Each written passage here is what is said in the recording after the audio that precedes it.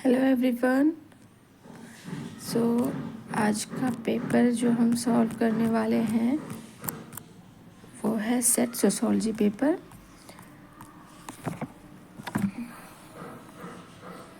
Particular set का question solve करने वाले हैं सो दैट हमारे क्वेश्चंस की प्रैक्टिस खूब अच्छे से होती रहे। So let's start. Question first is asking field work of first hand studies of people using participant observation method is known as histography, ethnography, social survey, pilot studies. तो इसमें बता रहे हैं कि जो फील्ड वर्क होता है, जो फर्स्ट हैंड स्टडीज़ होती है लोगों के द्वारा पार्टिसिपेंट ऑब्जर्वेशन के द्वारा, उसको क्या कहते हैं? Historiography, ethnography, social survey, pilot studies.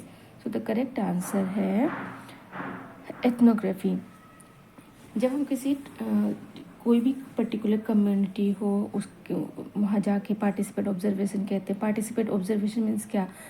जब हम उस कम्युनिटी में जाते हैं, वन सीजनल ईयर तक रहते हैं, उनके कल्चरल वैल्यूज़, उनके जो सारे जो एक्टिविटीज़ हैं उसको ऑब्ज़र्व करते हैं, तो वो होता है पार्टिसिपेट ऑब्जर्वेशन। तो इसमें कहते हैं कि जब तो इस मेथड को क्या कहते हैं? Ethnography. Question next question number 2। Who among the following is not a structural functionalist? Emile Durkheim, Radcliffe Brown, Talcott Parson, Malinowski. इनमें से कौन स्ट्रक्चरल फंक्शनलिस्ट नहीं है? तो डिफरेंट जो थिंकर हैं सब एक कुछ कैटेगरीज में आते हैं उनके काम के अकॉर्डिंग। तो यहाँ पे स्ट्रक्चरल फंक्शनलिस्ट कौन नहीं है? Emile Durkheim, Radcliffe Brown, Talcott Parson, Malinowski. तो मेलिनोव्स्की जो है सिर्फ फंक्शनलिस्ट में आते हैं, इनको हम ओनली फंक्शनलिस्ट कहते हैं, और एमाइल डर्कहाइम बाकी तीन ऊपर के स्ट्रक्चरल फंक्शनलिस्ट हैं। Question number 3। The idea of self and society are not being identical is conceived by C.H. Cooley, Margaret Mead, Peter Berger, H. Mead. यहाँ पे ये M. मीड होगा, मार्गरेट मीड। तो इसका करेक्ट आंसर है C.H. कूले। C.H. कूले ने बताया कि जो सेल्फ और सोसाइटी है ये आइडेंटिकल नहीं है। Which one of the following is a factor that does not hinder social mobility? ऐसे कौन से जो कारक हैं जो हमारे जो सामाजिक मोबिलिटी को मतलब सामाजिक मोबिलिटी जो सोशल मोबिलिटी में बाधा पैदा करते हैं? Superstition, narrow outlook, old tradition, spread of education. कौन सा ऐसा कारक है जो सोशल मोबिलिटी में बाधा नहीं पैदा करता है? तो यहाँ पे spread of education correct answer होगा। क्वेश्चन नंबर 5 मैचिंग है। New functionalism, the logic of practice, sociological ambivalence, discipline and punish. एक तरफ बुक के नाम दिए हुए, दूसरी तरफ ऑथर्स है। G.H. मीड, मिशेल फुको, पियर बोर्ड्यू, R.K. मार्टिन, जेफरी सी अलेक्जेंडर। सो बुक्स के नाम 4 ही दिए हैं, ऑथर्स के नाम 5 दिए हैं। वेरी इंटरेस्टिंग, लेकिन चलो मैच करते हैं। Start with the easiest one. The logic of practice book है पियर बोर्ड्यू की, B=3, यह 2 ऑप्शंस में है। न्यू फंक्शनलिज्म आफ्टर, यह है जेफरी जी अलेक्जेंडर, ऑप्शन 5 हमें ऑप्शन मिल गया है। Option number D is the correct answer. Let's match again. Sociological ambivalence है R.K. मार्टिन की। डिसिप्लिन एंड पनिश बुक है मिशेल फुको की। So the D is the correct one. Question number 6। egoistic society is due to too much of social integration, too little of social integration, too much of social regulation, too little of social regulation। तो ये जो suicide का types है Emile Durkheim ने बताया था, 4 तरीके के सुसाइड होते हैं। Altruistic, fatalistic, egoistic, anomic. तो इगोइस्टिक सुसाइड किस वजह से होता है? उसमें 2 कैटेगरीज भी होती है, एक इंट्रीगेशन होता है, एक रेगुलेशन होता है। तो ये है too little of social integration, इसकी वजह से होता है। Question number 7 The following four thinkers contributed to structure and function related concept and theories. इस जो चार थिंकर्स हैं इन्होंने स्ट्रक्चर फंक्शन से रिलेटेड कॉन्सेप्ट और थियरीज दिए हैं। R K. Merton, Auguste Comte, Talcott Parson, Bronislaw Malinowski. Question ये पूछ रहा है कि which one of the following shows the correct chronological order in which contribution were made. इन थिंकर्स को हमें क्रोनोलॉजी में सेट करना है जिस तरीके से उन्होंने कंट्रीब्यूशन दी है। इन मीन्स पहले कौन से थिंकर आए थे। तो जाहिर सी बात है August Comte father of sociology कही जाती है, पहले आए थे। 2 3 ऑप्शन में है। उसके बाद आते हैं ब्रोंसिला मोलिनोव्स्की 4, फिर आते हैं आर.के. मार्टिन, फिर आते हैं टालकट पार्सन 2, देन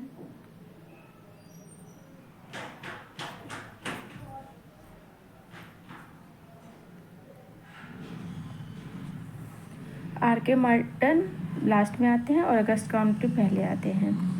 तो 2 ऑप्शंस में है, कंफ्यूजन ये है 4 3 3 4। तो पहले अगस्ट कॉम्टे, फिर ब्रोंसिला मोलिनोव्स्की, फिर टालकट Parsons 2 4 3 and 1. So option 3 is the correct one. Who said that mode of production is the foundational determinant of the culture of a given people?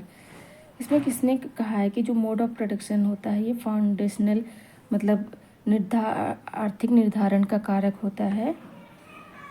Email Durkheim, Karl Marx, Max Weber, Talcott Parson. तो इसका correct answer है Karl Marx. Question number 9, यहाँ हमें matching करना है types of mobility और sociological concepts. Movement up और down the socio economic scale, geographical movement between neighborhoods, towns or reign, movement from one position to the other in the course of one's working life, mobility across the generation. Sociological concept में lateral mobility, intra-generational mobility, horizontal mobility, vertical mobility, intra-generational mobility. हाँ, so movement up और down the socio-economic scale ये होगा vertical mobility। Option 4 2 में है। Geographical movement between neighbourhoods, town और रेन ये होता है जियोग्राफिकल मूवमेंट होता है बिटवीन टाउन्स और रेन। Lateral mobility, movement from one position to the other in the course of one's working life. तो ये है सी का होगा इंट्रा जनरेशनल मोबिलिटी। सी का अगर हम 2 करें, mobility across the generation, intergenerational mobility. There is a one spelling error, यहाँ पे दोनों में इंट्रा जनरेशन मोबिलिटी दी हुई जबकि एक इंटर जनरेशनल मोबिलिटी है।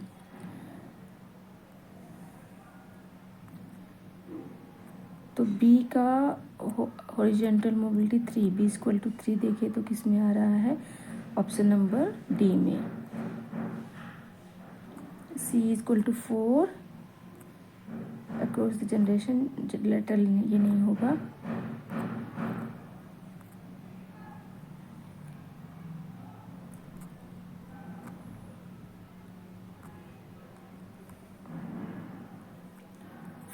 बी का 2, बी का 2 नहीं, बी का 1, हाँ, देन सी का 2 एंड डी का 5 सही दिया है।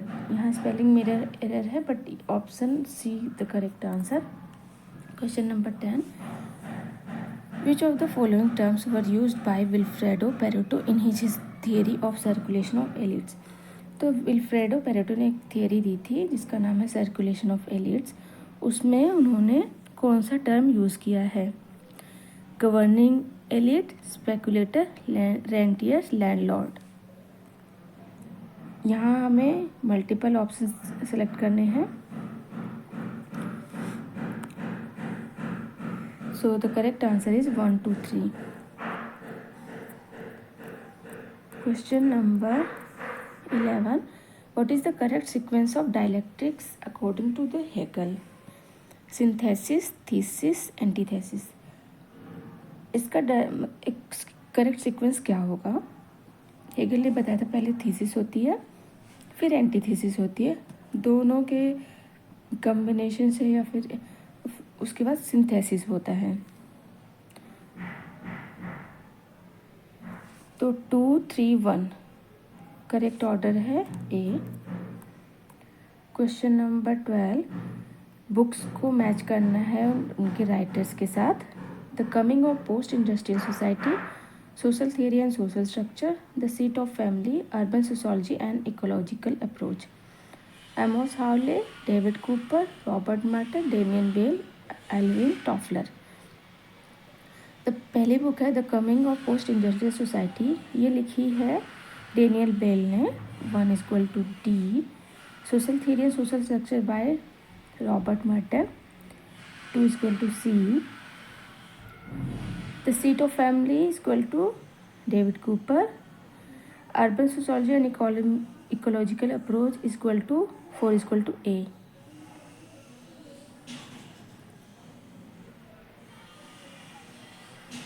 Yes, so the correct answer is A.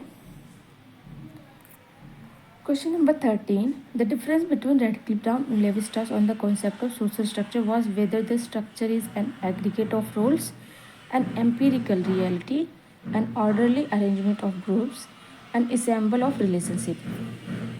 तो रेडक्लिफ ब्राउन और लेवी स्ट्रॉस के बीच में सोशल स्ट्रक्चर को लेकर जो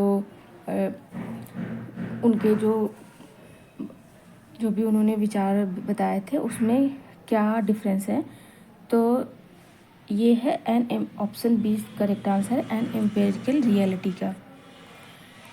question number 14, according to Emile Durkheim, marriage increase the propensity to commit suicide, decrease the propensity to commit suicide, has no relation with suicide, increases the chances of being happy।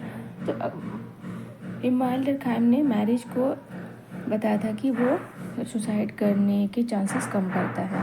Option B is the correct one.